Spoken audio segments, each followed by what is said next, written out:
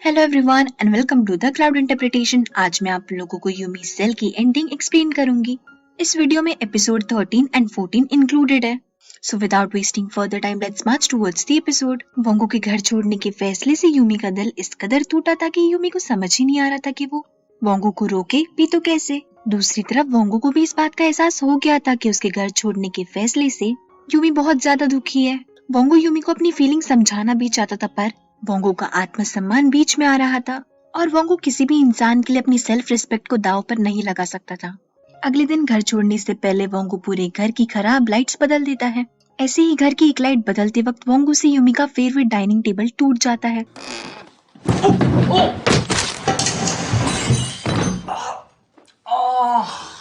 Yumi जब शाम में घर वापस लौटती तो उसे घर में एक अजीब सा ही खालीपन महसूस होता है।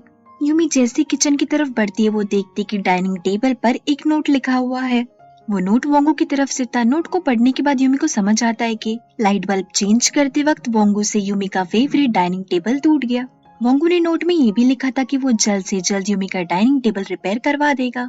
दूसरी ओर वोंगो जब फर्नीचर स्टोर पर जाता है तो उसे पता चलता है कि यूमी का डाइनिंग टेबल रिपेयर नहीं हो सकता। यूमी का नुकसान चुकाने के लिए वोंगो फर्नीचर शॉप के सेल्स गर्ल से पूछता है कि अगर मुझे ये डाइनिंग टेबल खरीदना होगा तो इसकी प्राइस कितनी होगी।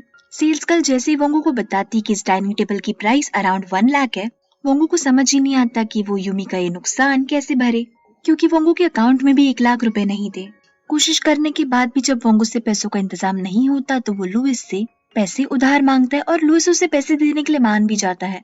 दूसरी तरफ यूमी को अपने घर के हर कोने में बस वोंगो की ही याद सता रही थी। थोड़ी देर बाद वोंगो यूमी के घर आता है ताकि वो यूमी का टूटा हुआ डाइनिंग टेबल ले जा सके ताकि यूमी को किसी भी बात की परेशानी ना हो। वोंगो यूमी से कहता भी कि कल नया डाइनिंग टेबल यूमी के घर पर आ जाएगा और उसी वक्त वोंगो यूमी के अकाउंट में पैसे भी ट्रांसफर कर देगा ताकि यूमी डाइनिंग टेबल का पेमेंट कर सके। यूमी वोंगो को पैसे देने से मना भी करती, पर वोंगो यूमी की बात सुनने के लिए तैयार ही नहीं था। गुस्से में यूमी वोंगो से कहती भी है कि अगर वोंगो ने यूमी के अकाउंट में पैसे ट्रांसफर करे तो यूमी को बहुत गुस्सा आएगा। वोंगो यूमी की इस धमकी का कोई जवाब नहीं देता और यूमी को गुड नाइट कहकर वहां से चला जाता है। थोड़ी देर बाद यूमी के फोन में मैसेज आता है कि वोंगो ने उसके बैंक अकाउंट में पैसे ट्रांसफर कर दिए हैं। वोंगो को अपनी बात इग्नोर करती देख यूमी का वोंगो के प्यार पर से विश्वास डगमगाने लगता है। कुछ दिनों बाद यूमी वोंगो से कहती कि उन दोनों को मिलकर साथ में डेट पर जाना चाहिए। यूमी का यह सवाल सुन वोंगो जवाब में कहता है कि इसी हफ्ते वोंगो के दोस्त की शादी होने वाली है। ये सुनने के बाद यूमी वोंगो से पूछती भी कि क्या तुम चाहती हो कि मैं भी तुम्हारे साथ तुम्हारे दोस्त की शादी में चलूं। यूमी से चैट करते वक्त वोंगो सेई के साथ बैठा था और यूमी का यह सवाल सुन वोंगो सेई से पूछता है कि क्या तुम हमारी क्लासमेट की शादी में आओगी। वोंगो का यह सवाल सुन सेई समझ जाती है कि वोंगो ये सवाल यूमी के लिए पूछ रहा है। सेई वोंगो से कह देती है कि वो शादी में नहीं आएंगी। सेई का जवाब जानने के बाद वोंगो यूमी को मैसेज करता है कि वो उसके साथ शादी में चल सकती है। दूसरी ओर सेई और वोंगो की बातों से हमें पता चलता है कि वो दोनों किसी डील के बारे में बात कर रहे हैं। जाते जाते सेई वोंगो से कहती भी है कि जब वोंगो डील के लिए अपना मन बना लेगा तो उसे सेई को कांटेक्ट करना चाहिए। अब ये दोनों किस डील के बारे में बात कर रहे हैं ये तो हमें बताया नहीं गया है, पर मुझे ऐसा लगता है कि सेई की कंपनी वोंगो की गेमिंग कंपनी में इन्वेस्ट करना चाहती है या इससे ही कुछ सिमिलर, और इसी डील के सिलसिले में ये दोनों आज मिले हैं। कुछ दिनों बाद यूमी वोंगो के साथ वोंगो के दोस्त की शादी में जाती है। डाइनिंग टेबल पर जब कुछ समय के लिए वोंगो यूमी के साथ नहीं होता तो यूमी आपस में दो लड़कों को बात करते हुए सुनती है कि कॉलेज टाइम में वोंगो सेई को पसंद किया करता था। ये बात जानने के बाद यूमी को बहुत बुरा लगता है। बुरा इस बात का नहीं लग रहा था कि वोंगो सेई को पसंद करता है, बल्कि यूमी को बुरा इस बात का लग रहा था कि वोंगो ने आज तक इस बात का जिक्र भी नहीं किया। यूमी इस बात को निग्लेक्ट कर देती है, पर जब थोड़ी देर बाद यूमी और वोंगो स्नैक्स लेने के लिए लाइन में खड़े होते हैं तभी वोंगो यूमी से कहता है कि आखिर खाने के लिए इतना वेट कौन करता है। यूमी को इस बात का भी बुरा लगता है क्योंकि वोंगो यूमी की फेवरेट डिश के लिए थोड़ा समय रुकने के लिए भी तैयार नहीं था। दरअसल वोंगो यूमी से पूछता भी कि क्या तुम सच में ही खाना चाहती हो, पर यूमी ना में जवाब देती क्योंकि वो जानती थी कि वोंगो का लाइन में रुकने का जरा सा भी मन नहीं है। यूमी इस बात को भी इग्नोर करती और रात में सोने से पहले वोंगो को एक प्यार भरा मैसेज भेजती है, पर रिप्लाई में वोंगो सिर्फ ओके ही लिखता है। वोंगो की ये हरकत यूमी को इस कदर दुख देती है कि वो अपने मन में ठान लेती है कि कल वो जाकर वोंगो से ब्रेकअप कर लेगी।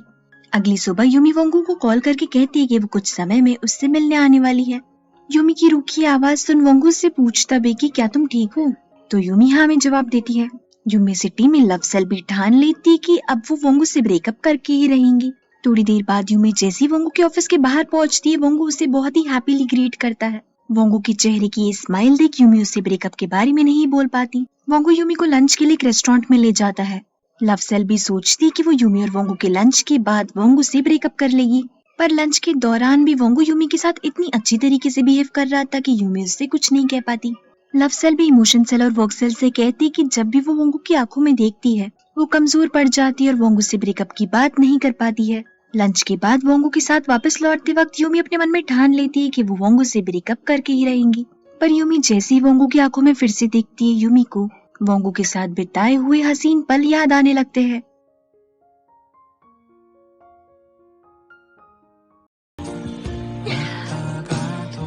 너 뭐해? 자꾸 옛날 일 떠올리지 마. 그냥 던지라고.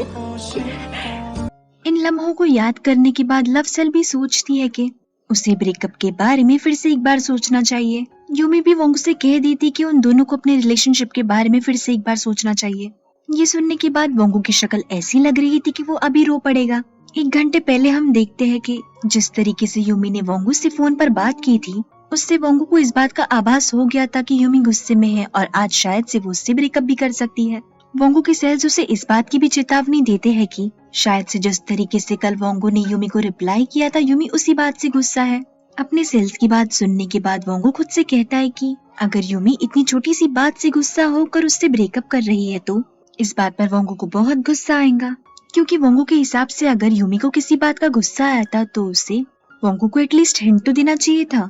थोड़ी देर बाद वोंगू के सेल्स जब उसकी प्रायोरिटी लिस्ट चेक करते हैं तो वो देखते हैं कि नंबर 1 स्पॉट पे यूमी ने अपनी जगह बना ली है और वोंगू को अपनी प्रायोरिटी लिस्ट में 2nd नंबर पर धकेल दिया है।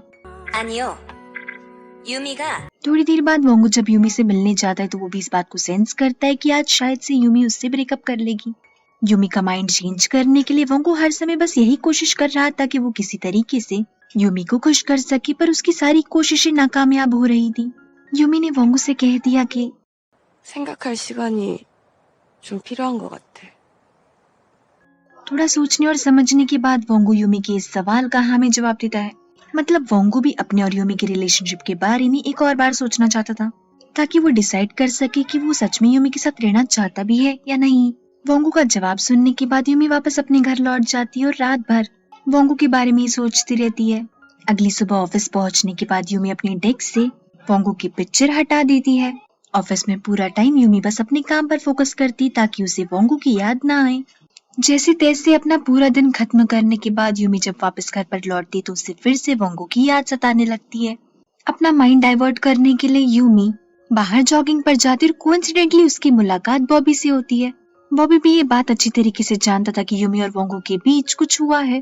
आखिर यूमी ने अपने डेस्क से वोंगू की फोटो जो हटा ली थी। थोड़ी देर बाद आपस में बात करने के बाद यूमी बॉबी से पूछती है कि जब तुम्हें अपनी एक्स की याद आती है तो तुम अपने आप को उसे कॉल करने से कैसे रोकते हो। यूमी के इस सवाल का बॉबी मुस्कुराते हुए जवाब देता है कि वो अपने आप को किसी और काम में बिजी कर लेता है ताकि उससे अपनी एक्स की याद ना आए। बॉबी का सजेशन सुनने के बाद यूमी सोचती कि उसे अपना माइंड डाइवर्ट करने के लिए अपने मम्मी पापा के घर जाना चाहिए। जल्दी यूमी अपने होम टाउन जाती है और उसे देख उसके मॉम एंड डैड बहुत खुश होते हैं। अपने पेरेंट्स के साथ बहुत सारा क्वालिटी टाइम स्पेंड करने के बाद यूमी जैसे ही अपने घर पर लौटती है उसे वोंगू की फिर से याद आने लगती है। दूसरी तरफ वोंगू को भी यूमी की बहुत याद आ रही थी, पर वो अपने आप को यूमी को कॉल करने से रोक रहा था। थोड़ी देर बाद वोंगू जब ऑफिस जाता है तो लुइस वोंगू को एक इन्वेस्टमेंट कंपनी का मैसेज देता है। अब वो मैसेज क्या था और उन दोनों के बीच क्या बात हुई ये हमें इस सीजन में नहीं बताया गया है।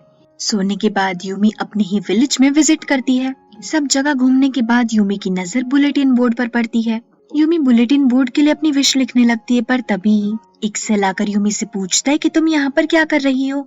यूमी उस सेल से पूछती कि तुम कौन हो, तो वो सेल बताता है कि मैं इस बुलेटिन बोर्ड का इंचार्ज हूँ। वो सेल यूमी से ये भी कहता है कि अगर यूमी ने बुलेटिन बोर्ड पर कुछ अनुचित लिखा तो उस सेल को बोर्ड पर से यूमी की विश हटानी पड़ेगी।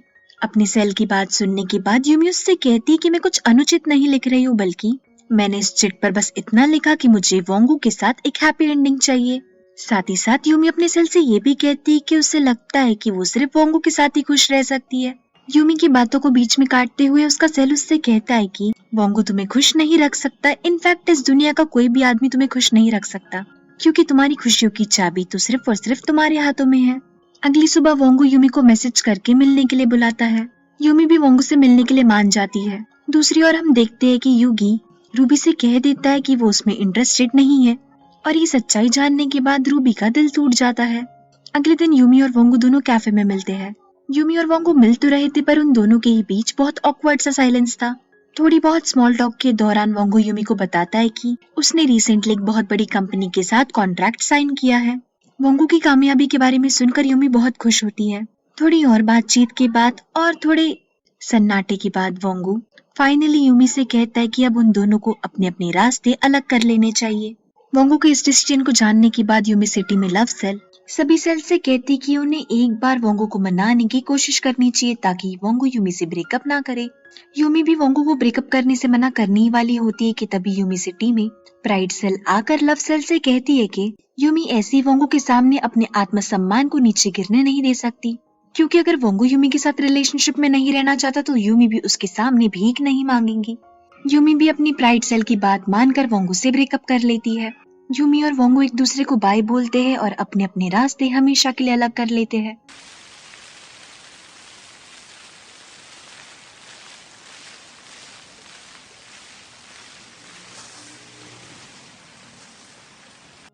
इसी सीन के साथ ये सीरीज यहीं पर खत्म होती है। अब आगे यूमी किसे डेट करेंगी ये तो हमें सेकेंड सीजन में ही पता चलेगा।